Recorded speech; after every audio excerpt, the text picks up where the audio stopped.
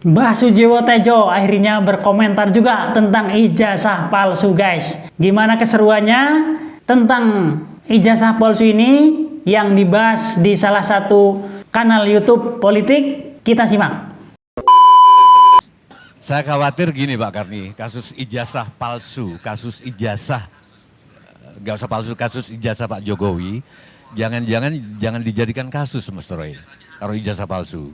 Karena hampir semua orang melakukan ijazah palsu. Ijazahnya asli, tapi palsu. Sorry Pak Karni, saya ketemu banyak dokter di Indonesia. Dugaan saya, S1 sama dengan lapangan bola Mas Ferry. Luas, tapi ilmunya ngambang. S2 itu seperti kotak penalti. Lebih sempit tapi menentukan. Nah dokter itu kayak titik penalti, ilmunya tajam. Dalam ngobrolan sehari-hari saya sama dokter itu kerasa ini dokter atau enggak. Saya sebut dua aja, mumpung sudah almarhum. Satunya, Sri Adiningsih. Sri Adiningsih aja yang saya sebut. Kami sepesawat, dia Watim Press, sekalian pamer buat aku kalau naik pesawat mesti bisnis gitu loh. Dia nanya soal wayang Mbak, tapi saya kepepet karena pertanyaannya pertanyaan dokter. Berapa banyak dokter di Indonesia yang pertanyaannya pertanyaan rakyat jelata. Berarti dokternya palsu. Ijazahnya asli tapi palsu.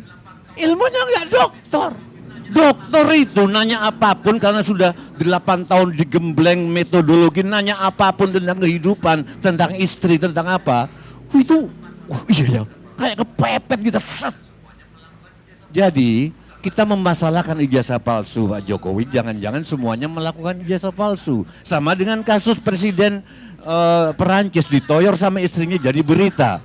Saya bingung, jujur mana ada suami manapun pasti pernah ditoyor sama istrinya. Saya sering juga tidur di luar kamar, tidur di sofa, ditempelin istri saya juga sering. Oh ya kan pasti rakyat, jenderal juga. Saya ini 8 tahun wartawan Kompas. Pada saat reformasi ada jenderal yang mendeklarasikan partai. Dia mantan Panglima TNI. Habis mendeklarasikan aku cari jenderal itu. Gak usah saya sebut namanya, udah meninggal. Kemana bapak itu? Dipanggil istrinya. Semua orang, makanya kasus sejarah ini semua jangan-jangan kita jelek-jelek begini. Saya nggak pakai ijazah, tapi saya sering nulis pidato doktoral. Karena mereka nggak mampu. Rocky Gerung ijazahnya nggak diambil. Efek rumah kaca, pilih baik ijazahnya nggak diambil. Jangan-jangan Pak Karni, kalau ini diteruskan, oke Mas Risbon. Tapi saya takutnya rakyat Indonesia jadi memberhalakan ijazah. Bagaimana kalau dengan aksi kalian, aksi mereka, Mas Silvester, Mas Firman, tiba-tiba orang, oh ternyata ijazah itu penting. Penting bagi pegawai, bagi pemimpin enggak. Makanya ada kata-kata bahwa Nabi itu buta huruf, walaupun ini masih debatable, buta huruf, physically buta huruf atau buta huruf tidak. Karena pemimpin tidak perlu universitas, universitas itu miniatur dari universe. Pemimpin itu harus hidup dari universe, bukan dari universitas. Tanya ke Pak Sumarlin, Pak Arianto, tanya ke Pak Ali Wardana, orang-orang keuangan, Pak Harto di awal-awal gimana secara rapat. Mereka cerita Pak Emil Salim, Pak Harto itu nggak ngerti ekonomi, nggak ngerti apa, setiap rapat nyatet terus. Tapi setelah 6 bulan itu, menteri-menteri yang nyatet. Pak Harto dengan kehidupannya. Saya takutnya begitu. Untuk apa kita mempermasalahkan ijazah Pak Jokowi kalau Pak Jokowi sudah bisa bekerja? Bahwa ada ijazah SMA itu kan karena waktu kasus Megawati diperlukan harus ada ijazah. Saya usul ke depannya presiden nggak perlu ijazah apapun. Hanya pegawai dan staf ahli yang perlu ijazah. Karena mereka harus memandang dari sektor-sektor. Pemimpin itu dengarkan, hei Karni, dokter ngomong apa? Hei Ferry, dokter. Terus aku malam-malam dengan intuisi aku memutuskan. Itu nggak ada ilmunya. Itu pemimpin itu naga bonar. Aku takutnya begitu Bang Rismon. Tolong. Jadi menurut saya Mas Ferry yang diteliti sekarang bukan keaslian atau kepalsuan sejarah ijazah Pak Jokowi. Mending kebohongan atau kejujuran Pak Jokowi. Nah itu yang paling penting. Ijazah nggak penting.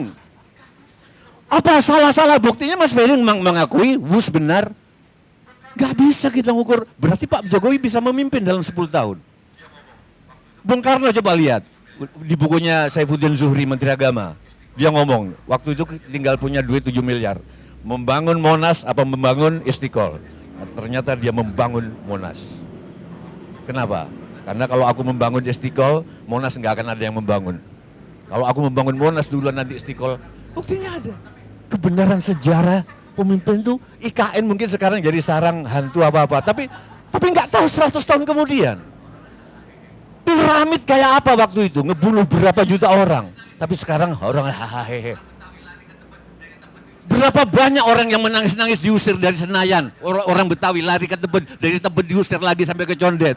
Sekarang lari pagi di Senayan, sidang-sidang di Senayan. Itu di atas penderitaan orang-orang Betawi. Oke, saya ulangi lagi, sehingga saya nggak tahu Pak Jokowi berhasil atau tidak, tapi yang jelas dia sudah 10 tahun jadi presiden. Oke, respon. Jangan mengharap aku kayak dulu galak, aku sekarang udah punya 3 cucu, jadi bijak. Gitu. Kayak Pak Kasmujo. Jadi sekarang sebetulnya Pak Jokowi itu ijazahnya palsu atau enggak, bagi aku enggak penting. Yang penting dia udah 10 tahun enggak gampang mempertahankan kepemimpinan. Berarti dia bisa. Tinggal sekarang Pak Jokowi bohong apa enggak. Itu maksud saya. Dan untuk Bang Rismon, saya bekas wartawan. 8 tahun saya jadi wartawan. Sayang sekali saya nggak melihat di podcast Mas Ferry. Bagaimana nasib petugas perpustakaan yang ngebocorin? Itu gimana? Itu dianiaya atau enggak? Itu tanggung jawabmu. Petugas perpustakaan yang ngasih tahu skripsinya. Nggak ada koran-koran yang nanya itu. Refli Harun nggak nanya itu. Abraham Somad nggak nanya itu. Itu nasibnya gimana sekarang? Tanggung jawabmu loh sama istrimu loh. Itu fotokopi. Jadi saya kira itu Pak. Kalau soal perdebatan antara Pak Arianto sama Pak Al-Kartiri tadi, saya nggak tahu mana yang benar ya soal itu, karena hukum ternyata juga kayak kebudayaan. Sekarang presiden sama presiden Perancis naik Borobudur pakai skylift, wah banyak yang muji, wah itu mempermudah naik ke Arupadatu. Tapi ya beberapa orang bilang Pak Karni, loh Arupadatu itu dibikin supaya kalau naik ke puncak memang susah sekali. Dulu biku-biku yang kakinya bermasalah itu gini ke atas. Itu pencapaian untuk Arupadatu. Artinya nggak akan pernah selesai. Saya kira itu. Mungkin aku koreksi yang Pak Arianto tadi, Burhan Munadi nggak mengatakan 90% percaya. 75%. 75%, sorry. Iya.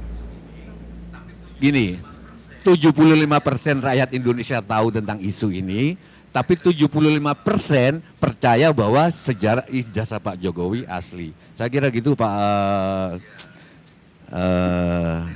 Karni. Ya, soal otentik itu pertanyaan saya ke Pak Al-Kartiri nantinya, autentik atau asli. Makasih.